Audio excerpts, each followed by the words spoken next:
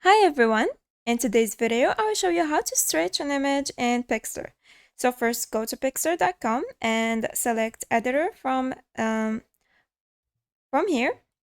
Then then click on open image or create new. Let's select create new.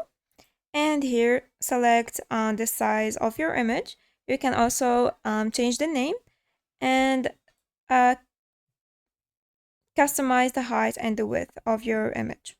And you can also add a background here. So let's just select this one, for example, then click on create. Now go to this plus icon here and just click on it and select image to add a picture. Let's select this one, for example, then click on open. Wait a few seconds and now you can zoom out and resize your picture, or now to stretch it, as you can see when I resize it, it's fixed. So in order to stretch it, click on arrange and select the picture.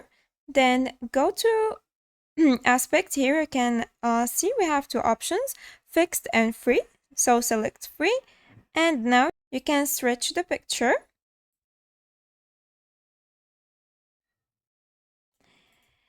And once you're done, just click on file and save your picture. I hope this video was helpful. Thanks for watching. Goodbye.